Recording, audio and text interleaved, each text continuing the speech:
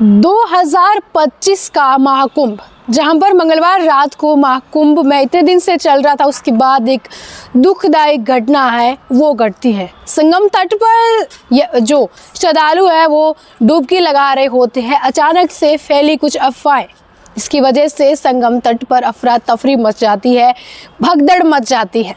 इस भगदड़ में अभी तक जो है 15 से 20 लोगों की मौत की खबर है वो सामने आ रही है। अभी इसकी ऑफिशियल पुष्टि है वो किसी ने भी नहीं करी है, ना प्रशासन ने करी है और ना ही महाकुंभ की तरफ से कोई ऑफिशियल पुष्टि है वो लोगों की मौत को लेकर के हुई है। कई जो यात्री है वो घायल हुए हैं। रात के 1:30 बजे के करीब जब संगम तट पर डुबकी लगा रहे थे तो ये घटना हुई। अलग अलग कयास लगाए जा रहे हैं। कुछ का कहना है कि अफवाहें फैली, कुछ का कहना है कि जो संगम तट पर पुलिस वाले हैं वो लोगों को वहाँ से हटा रहे थे। कुछ का कहना है कि भगदड़ ना मच जाए इसलिए जल्दी से वहाँ से नहा के लोगों को, श्रद्धालुओं को, पुलिस की जो टीम है वो वहाँ से उनको तुरंत हटने का बोल रही थी ताकि कोई भी भीड़ ज़्यादा ना हो।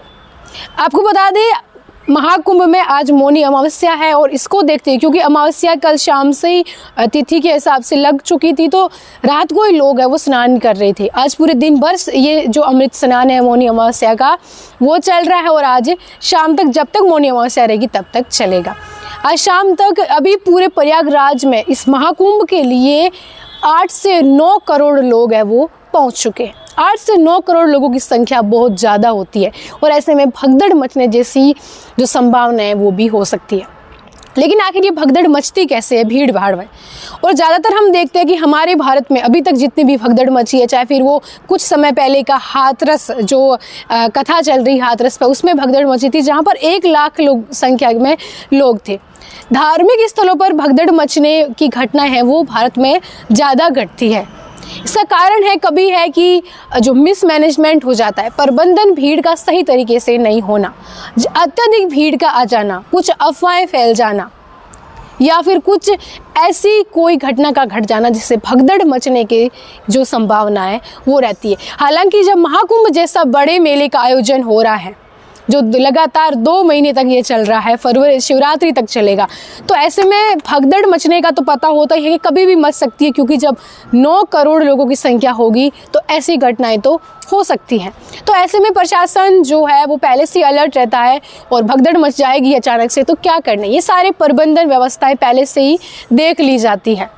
लेकिन फिर भी भगदड़ है वो मच जाती है क्योंकि लोग आते हैं, लोग भागना शुरू कर देते हैं खुद को बचाने के लिए, अफवाह से डर जाते हैं, इधर उधर हो जाते हैं, फिर लोग कुचले जाते हैं, पैरों तले कुचल दिए जाते हैं। और इस पूरे महाकुंभ में जो भगदड़ की तस्वीरें सामने आ रही बहुत ज़्यादा हृदय विदारक है क्योंकि कुछ लोग बोल रहे हैं हम 9 लोग आए थे, अभी हम 7 ही बचे हैं, 2 लोग साथ वालों की मौत हो चुकी है। कुछ लोग बोल रहे हमारी दीदी आई थी, हम नहा के निकले, हम तो कपड़े ही पहन रहे थे, अचानक से भगदड़ मच गई, बोला चलो चलो इधर लेटो मत, जाओ, हमारी दीदी इसमें चली गई।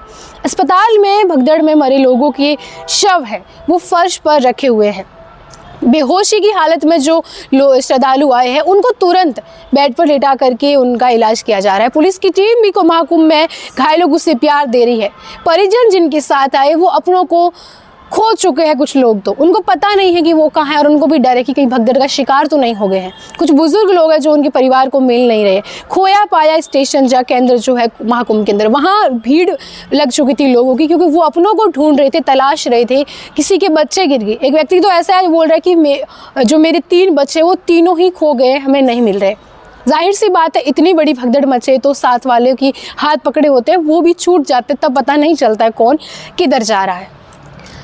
लेकिन आपको एक बात बता दें कि इससे पहले भी 3 फरवरी 1954 का टाइम था, महाकुंभ के अंदर भगदड़ मची थी और वह कहा जाता है ऐसा कि वहाँ पर 800 श्रद्धालुओं की उस भगदड़ में मौत हुई थी। एक अफवाह फैली थी।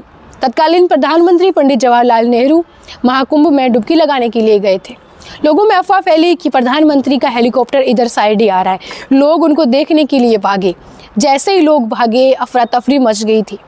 वहीं कुछ रिपोर्ट है उनके अनुसार कि गंगा नदी का जो पानी है उसका स्तर बढ़ गया था, साधु संतों के अखाड़ों तक पानी आ गया था, उससे बचाव करने के लिए लोग इधर उधर भागे। कुछ का कहना है कि प्रयागराज में ही गंगा नदी है वो उन क्षेत्र एरिया तक पहुंच गई थी अंदर की तरफ, तो लोगों को डर था डूब जाने का, इसलिए लोग भागे और भगदड़ मच गई। इससे पहले भी जब जब भी कुंभ हुआ है उसमें अलग अलग समय पर भगदड़ मची है, जहां पर 1954 में 800 लोगों की मौत का दावा किया जाता है। उज्जैन कुंभ 1992 जहां पर 50 लोगों की भगदड़ में मौत हुई थी। नासिक कुंभ 2003 जहां पर 39 लोगों की मौत हुई। हरिद्वार का कुंभ 2010 में था, वहाँ 7 लोगों की मौत हुई। प्रयागराज कुंभ 2013 जहाँ पर 36 लोगों की मौत हुई थी।